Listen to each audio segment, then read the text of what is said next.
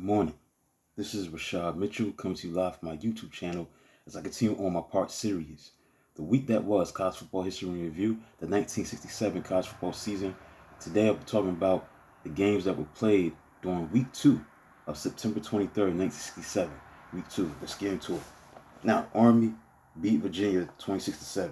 Playing without its two top quarterbacks, Steve Lindell and Jim O'Toole, Army turned to sophomore quarterback Roger Ledoux, who was shaky to begin with, but developed as game wore on. Wingback Van Evans Jr., snatched from cadets track team by coach Tom Cahill, raced to 41-yard punt return for a touchdown, and took the pitch out from Ledoux to charge 24 yards to Army's last touchdown in the third quarter. So trailing 6-0 after Black Knights halfback Carl Rosner had scored on a 6-yard run in the first quarter. Virginia quarterback Gene Arnett opened second quarter with a 34-yard pass to Cavaliers ace tailback Frank Coyle, who followed with a 3-yard touchdown run. So when kicker Braxton Hill was true with his kick, Virginia enjoyed a brief lead of 7-6. Next, Navy defeated the University of Penn State 23-22. Prior to the game, each coach fretted about his defense. When Navy gained 489 yards and Penn State made 378 yards, both Bill Elias and Joe Paterno proved to be correct. Lions owned third quarter on halfback Bobby Campbell, scored a 7-yard touchdown after his 61-yard kickoff return, and kicker Don Abbey added second field goal for 14-10 Penn State lead. So days for much of the game, Midi's quarterback John Cartwright returned to last play of third quarter and immediately sparked 72-yard touchdown march for 17-14 edge. Penn State countered with 80-yard touchdown drive, capped by quarterback Tom Sherman's pass to Campbell with 1:45 left. Campbell added 2-point run for 22-17 lead. Cartwright came back with 78-yard drive as winning touchdown pass went to the end Rob Taylor, his Navy record 10th catch of the game. Late Midi's touchdown represented Game 6 lead change. Next, number 2 Alabama played against Florida State, and this matchup ended in a 37-37 tie. Coach Bear Bryant may have had 5 starters back on his defense, but he had to face fact that against offensive-minded Seminoles of Florida State, the Crimson Tide of Alabama permitted same number of points in one game it had given up in the entire 1966 regular season. The stunning final score in season opener left Bryant bemoaning his past defense. Florida State quarterback Kim Hammond threw a touchdown pass to wide receiver Ron Sellers.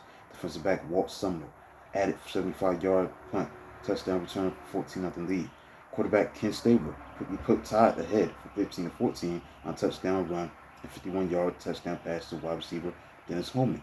But the Seminoles built leads of 17-15, 24-22 at halftime, and 27-22. It was tied 30-30 in the fourth quarter until Alabama halfback Ed Morgan carried for a 3-yard touchdown after Stabler's 55-yard pass to Holman.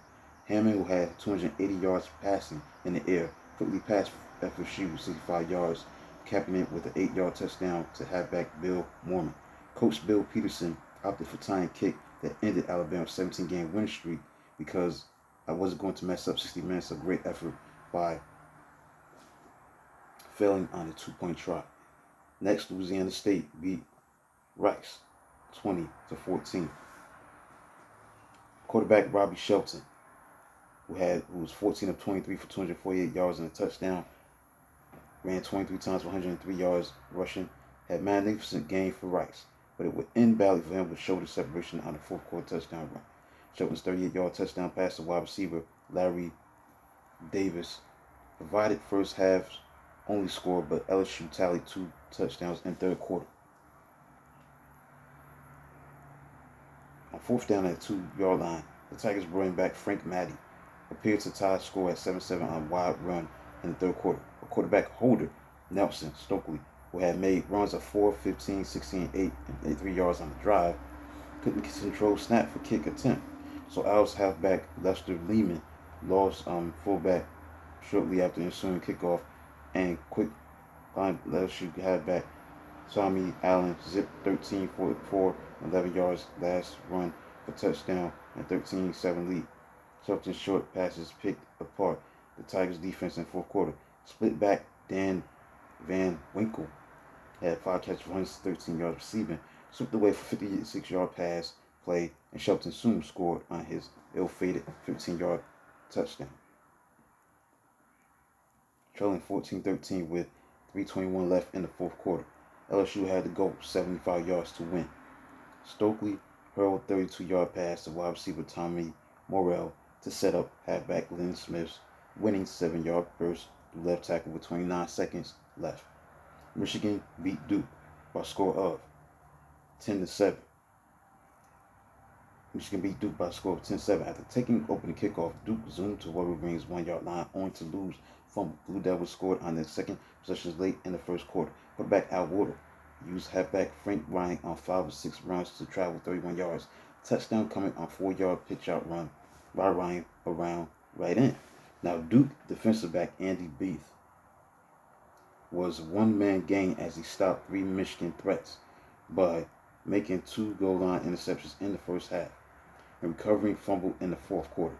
So Wolverines halfback Ernie Sharp tied it with twisting 7-yard touchdown run in the third quarter. So in late going, the Devils had to hope to maintain its tie since they were pinned deep in their own terrain.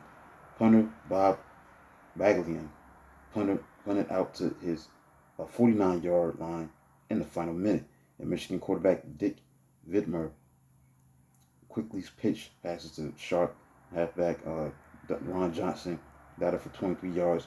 Vidmer carried 3 times to 10-yard line, and sophomore kicker Frank Titus drilled winning 27-yard field goal with 18 seconds to play. Next, Houston upset number 3 Michigan State 37-7. With a crowd of 75,833 sat in stunned silence as blazing fast Houston compiled 416 yards against Michigan State defense, now merely a shadow of its spectacular 1965-1966 form. The Cougars went ahead on wide receiver kicker Ken Hebert's 44-yard field goal in the first quarter, but relinquished lead in the second quarter as Spartans halfback Lamar Thomas took pitch out and navigated in for 48-yard touchdown. Cougars halfback Warren McVeigh, who had 14 carries for 155 yards, dashed 50 yards to take a 10-7 lead.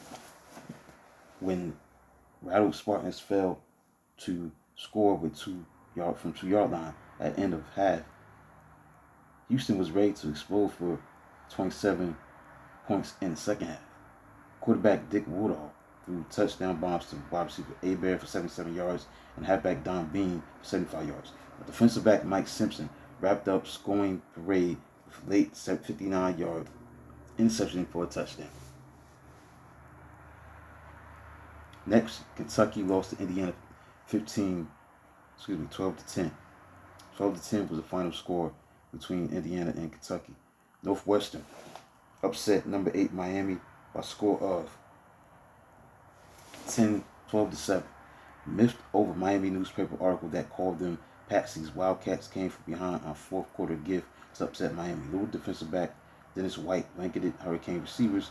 Northwestern gained 130 yards rushing, much of it around highly touted defensive end Ted Hendricks. Still, when halfback Vince Opolsky rumbled over for touchdown and kicker Ray Harris converted, Miami owned 7-6 lead midway in the fourth quarter. But with 5 minutes left, Miami punter Hank Collins' drop punt snap was buried by White at 9-yard line. So on second down, Northwestern quarterback Bill Melzer flipped to halfback Chico Kurzowski, who swept the right and tossed back to Meltzer, who raced for touchdown that shocked number 8 Miami with 4:13 left to go. Missouri shut out Southern Methodist 21-0. Purdue beat Texas A&M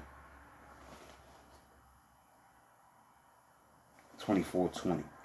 Purdue sophomore quarterback Mike Phipps took over where Bob Greasy left off, having big hand in 3 touchdowns and passing 17 of 35 for 269 yards in a touchdown.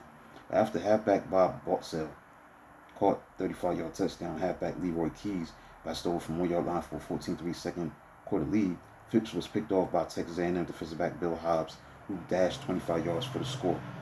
Before halftime, however, Boilermakers retaliated with the Keys' 14-yard touchdown pass to end Jim Byrne, and quarterback Ed Hargett pitched 60-yard touchdown to have back Bob Long to get Aggies close. Oklahoma State beat Arkansas 7-6. In Little Rock, as Oklahoma State surprised highly favorite Arkansas with fourth quarter touchdown to launch Razorbacks' worst year since 1958. The Pokers quarterback kicker Ronnie South clicked on 4 field goals of 21, 32-yard in first quarter. Score of 6-0 stood until Cowboys defensive back Larry Kirkland recovered South's fumble at Arkansas' 31-yard line in the fourth quarter. Oklahoma State halfback Jack Reynolds had 104 yards and 19 carries, playing in his native Little Rock, ripped through the line for a 13-yard touchdown. And when kicker Craig Kessler was true with his extra point kick, the Cowboys had their first lead. So in vain attempt at victory, the South was short. A 49-yard field goal to try in the last 10 seconds. And finally, Southern California in the matchup of two top 5 teams. Southern California, the number 4 team in the country, beat number 5 Texas by a score of 17-13. Methodical 85-yard drive put Texas on the scoreboard first, as key games came from quarterback Bill Bradley on an 11-yard scamper to USC 20-yard line and tailback Chris Gilbert on an 18-yard run to 2-yard line. So Bradley found tight end Daryl Comer a touchdown. So the Trojans answered with 2-yard touchdown sweep. So the tailback O.J. Simpson had 158 yards rushing. So with defensive end Tim Rosevich, defensive back Mike Battle taking control, USC defense set stage for quarterback Steve Soggs' third quarter touchdown pass and kicker Ricky Aldridge's fourth quarter field goal. Bradley added late touchdown to make it close for Longhorns, who tumbled from number 5 ranking. So let's look at the AP polls on September 25th. Concluded the week that was September 23rd, 1967, week 2. Number 1 was Notre Dame. Number 2 was Southern California. 3 was Houston. 4 was UCLA. 5 was Georgia. Colorado was number 6. 7 Nebraska. 8 Texas. Number 9 Alabama. Number 10 Purdue. So that concludes a look at the week that was college football history review, the 1967 college football season for September 23rd, 1967. Please like and subscribe to the channel. Do a video on Smack 2 tomorrow. Until then, talk to you real soon.